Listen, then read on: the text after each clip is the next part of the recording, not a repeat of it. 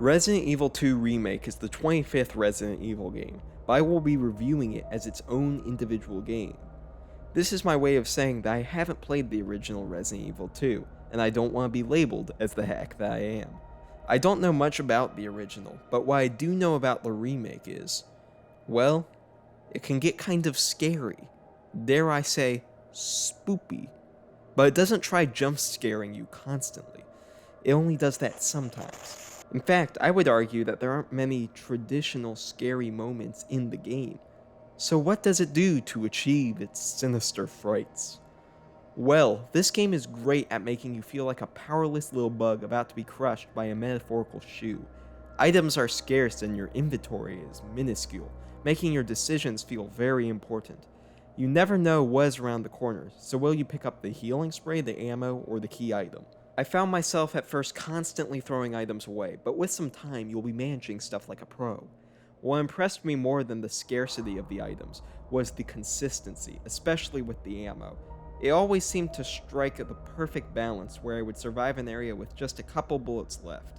There were exceptions, of course, but the frequency that it struck this balance was impressive. There are additional items that can help you out in a pinch, but these take up inventory spaces, and if you have a chimp brain like me, you feel guilty for tossing the wooden boards aside because you might have hurt the boards' feelings. You will have to do a lot with a little, which is a philosophy that bleeds even into the design of the enemies. 90% of the foes you will face are just basic zombies, which doesn't sound too bad, but what you need to know about the zombies is that they are a constant menace. They don't just walk at you like lamos. They weave around, they change speeds, they make funny noises, and even when they are dead, they are not dead. The constant unpredictability combined with the aforementioned limited resources keeps every encounter feeling tense.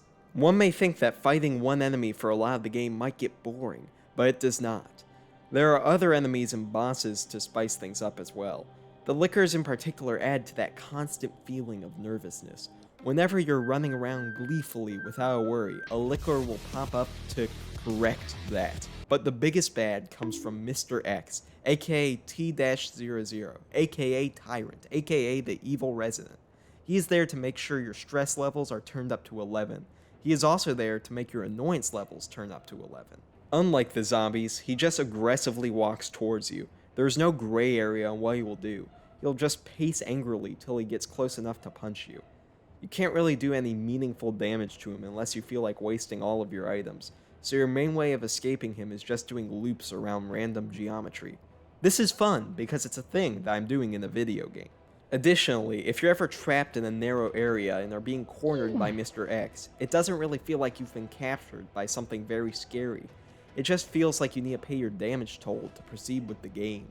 I feel like a lot of this could have been circumvented with more options to either avoid him or attack him, because he just kind of feels like a wall of pain shifting towards you instead of an actual enemy or boss. That being said, his sound design does a lot of heavy lifting.